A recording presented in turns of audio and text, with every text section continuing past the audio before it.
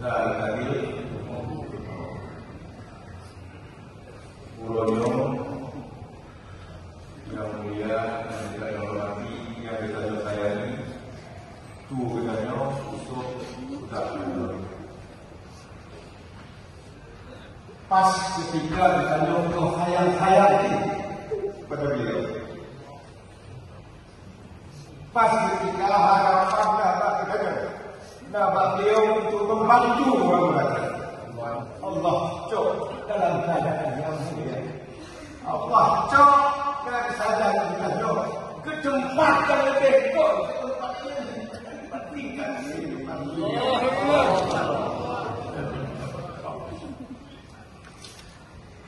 kita kembali lagi kapan harus kembali yang kita berdoa ya Allah kembalikanlah hamba-hambamu kembalikanlah kita dalam keadaan mulia dalam keadaan drop dalam keadaan ridho Puronyo kembali dalam keadaan mulia kembali dalam keadaan harapan dan keselamatan kembali dalam keadaan drop keadaan drop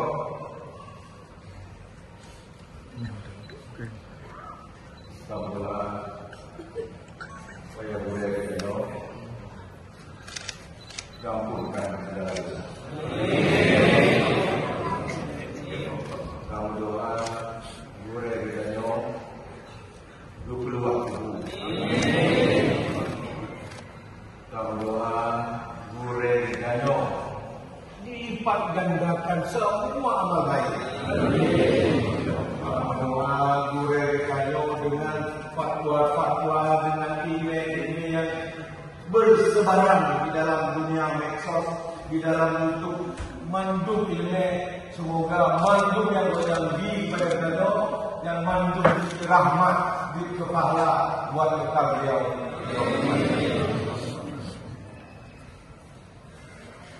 Menyolah kata-kata beliau yang mungkin diajar di kanyo 6.000 perasaan tak mampu dapat tak ikhlaskan dengan email yang di pada kita Bandung sang-sang hana satu rapi yang tinggal bagano kecuali doa kita semoga almarhum diterima oleh Allah Subhanahu Wa Taala dan diampun segala dosa-dosa baik dan sengaja maupun yang tidak sengaja dan supaya kita yang ditinggal kita lanjutkan semangat beliau, semangat ingin berbuat kepada bangsa, semangat yang ingin kita berbuat kepada negeri, semangat yang ingin berbuat kepada Aceh. Walaupun beruntung, tapi ini kalau insya Allah Allah ijabah melalui tangan kanan orang lain. Kepada keluarga saya mengucapkan bersabarlah.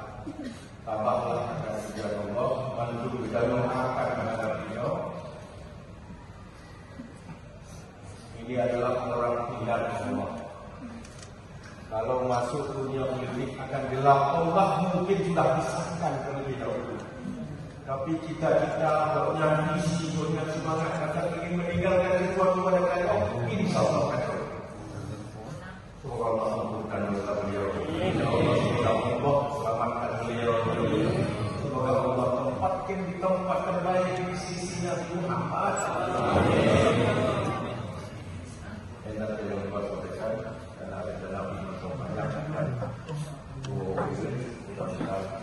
kita yang malu dalam lingkungan Allah Subhanahu Wa Taala.